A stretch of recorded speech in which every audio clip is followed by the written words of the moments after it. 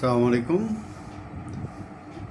America Israel ইরানের সঙ্গে কার্যত যুদ্ধ অব্যাহত রেখেছে, যদিও আলোচনার প্রেক্ষিতে ইরানে হামলা স্থগিত রেখেছে বলে ট্রাম্প যে ঘোষণা দিয়েছেন, ইরান তা নাকচ করে দিয়েছে। যদিও ট্রাম্প বলেছিলেন যে এখন হরমুজ প্রণালী নিয়ন্ত্রণ করবে আমেরিকা এবং মুস্তফা, তিনি ইরানের শীর্ষ ধর্মীয় নেতা মুস্তফা খামেনির কথাই বলেছেন। কিন্তু ইরান বলছে এ ধরনের কোনো আলোচনা আমেরিকার সাথে তাদের হয়নি। আমেরিকা পিঠ বাঁচাতে এ ধরনের ঘোষণা দিয়েছে। আমরা আরও জানতে পেরেছি ইতিমধ্যে ইরান ইসরায়েলের বিভিন্ন, বিশেষত উত্তর এবং মধ্যাঞ্চলে ক্লাস্টার বোমা মিসাইল হামলা অব্যাহত রেখেছে এবং তারা সে হামলা জোরদার করেছে। ফলে ইসরায়েলি জনগণের এবং শাসকদের জীবন নিরাপত্তা ব্যাপক হুমকির মুখে পড়েছে। আমেরিকার এই যে হরমুজ প্রণালী খুলে না দিলে 48 ঘন্টার আলটিমেটাম দিয়ে তারা ইরানের তেল ক্ষেত্র এবং জ্বালানি ক্ষেত্রের উপরে যে হামলার হুমকি দিয়েছিল ট্রাম্প, সেই হামলার কথা ইরান বলেছে যে তারা পাল্টা হামলা চালাবে। পাল্টা হুমকি ইরানের এবং ইরানের দৃঢ়তার মুখে পিছু হটেছে কার্যত আমেরিকা। তাদের যে দুটো নৌজাহাজ, বড় যুদ্ধ জাহাজ, যেটা জেরাল্ড ফোর্ড এবং আব্রাহাম লিঙ্কন এখনও মধ্যপ্রাচ্যের আশেপাশে থাকলেও জেরাল্ড ফোর্ড কিন্তু চলে গেছে গ্রিসের একটি নৌকা ঘাঁটিতে। আমরা এই আগেই জানি যে জেরাল্ড ফোর্ড বলা হয় যে লন্ডি রুম বা কোনো হামলার প্রেক্ষিতে তার জাহাজটির ক্ষতি হয়েছে, সেটি আর হামলার উপযোগী ছিল না। যদিও পরবর্তীতে ট্রাম্প ইরানে স্থল হামলা, উভয়চর বাহিনী পাঠানোর হুমকি টুমকি দিয়ে শেষ পর্যন্ত তিনি আসলে পিছপা হয়েছেন। কারণ ইরান বলছে যে আমেরিকা আসলে কাদায় আটকে গেছে। তারা তাদের পিঠ বাঁচাতে, সম্মান বাঁচাতে তারা এখন আলোচনার কথা বলছে। যদিও অন্য একটি সূত্র বলছে যে মিশর, তুরস্ক এবং পাকিস্তান মধ্যস্থতার চেষ্টা করছে। আমেরিকার আমরা জানি যে 90% লোক এখন এই যুদ্ধ চায় না। তারা মনে করে ইরানের সাথে এই যুদ্ধ অন্যায় যুদ্ধ এবং এই যুদ্ধের আমেরিকার অংশগ্রহণের কোনো প্রয়োজনই ছিল না। ইসরায়েলের প্রয়োজন থাকতে পারে, কিন্তু আমেরিকার কোনো প্রয়োজন ছিল না।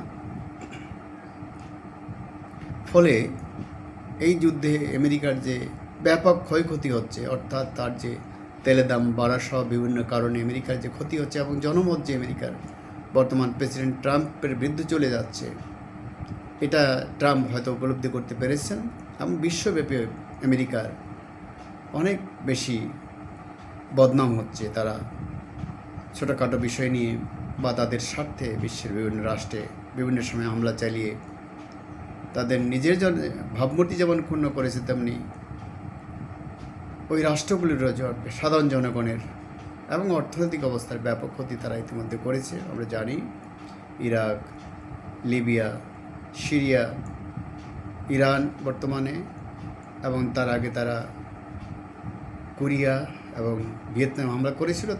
তারও আগে তারা দ্বিতীয় বিশ্বযুদ্ধকালে তারা জাপানের 2টি শহরে হামলা করেছিল, পারমাণবিক হামলা করেছিল আমেরিকা।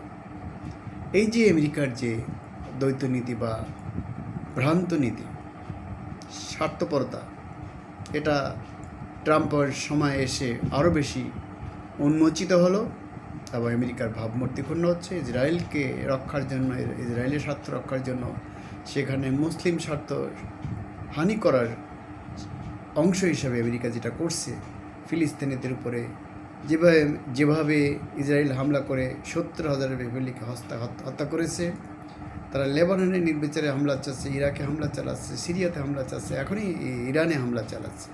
ইরানের ব্যাপক ক্ষয়ক্ষতি করেছে, এটা আমরা জানি। ইরান এখন এতগুলি হামলা সহ্য করে চতুর্থ সপ্তাহের যুদ্ধে তারা মধ্যপ্রাচ্যে মার্কিন স্বার্থে কিছুটা হামলা কমিয়ে দিল, ইসরায়েলের উপরে তাদের হামলা বাড়িয়েছে।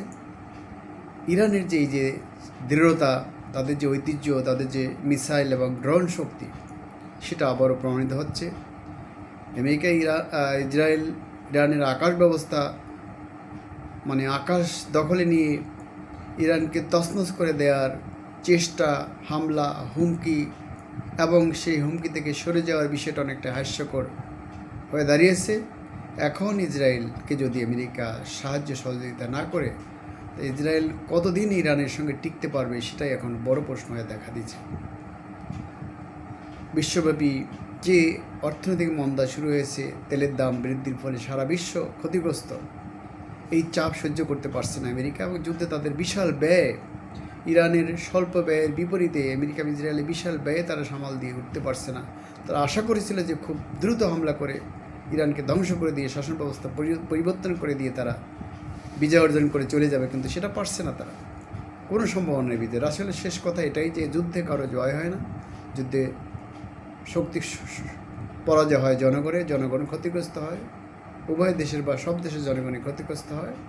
এখান থেকে বেরিয়ে আসা উচিত এবং আমেরিকা ইসরায়েলে বিশেষত তাদের যে এই যে অন্যায় যুদ্ধ ইরানের উপরে চাপিয়ে দেওয়া বারবার এবং তাদের যে নিষেধাজ্ঞা ইরানের উপরে, সব কিছু প্রত্যাহার করা উচিত। এখন যদি ইরান পারমাণবিক অস্ত্র তৈরি করে মিসাইল শক্তি আরও বাড়িয়ে আমেরিকা ইসরায়েলে আরও ব্যাপক হামলা করে, তখনই তাদের কী দুরবস্থাটা হবে।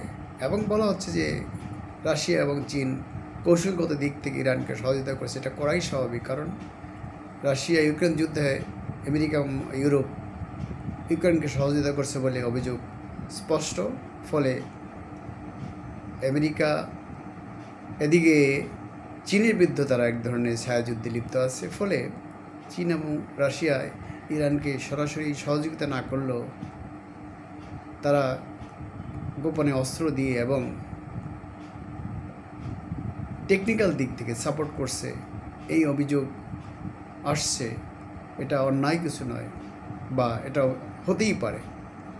তো আমরা বলছি যে কথা যে আমেরিকা ইসরায়েল যেটা তাদের প্রত্যাশা ছিল, ইরানকে একেবারেই পরাস্ত করে, কাবু করে, শাসন ব্যবস্থা পরিবর্তন করে কোনো প্রতিনিধি সরকার বসিয়ে গোটা মধ্যপ্রাচ্যকে তারা কোনো প্রতিরোধবিহীন অবস্থায় নিয়ন্ত্রণ করা আমেরিকা এবং ইসরায়েল সেটা পারছে না, এটা স্পষ্ট হয়ে উঠেছে।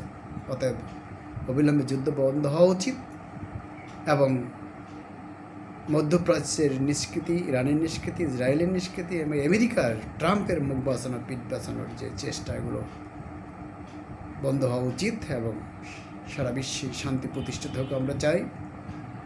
আমাদের বাংলাদেশে ক্ষতিগ্রস্ত, অতএব আমরা সবাই চাই, গোটা বিশ্ব চায় এই অবস্থা থেকে বেরিয়ে আসতে। বন্ধুরা, ডিবেট উইথ রানা এবং নিউ বাংলা টিভির পক্ষ থেকে আপনাদের শুভেচ্ছা, স্বাগতম। আমরা শান্তি চাই, আমরা সমৃদ্ধি চাই, উন্নতি চাই, যুদ্ধ চাই না। খোদা হাফেজ, আসসালামু আলাইকুম।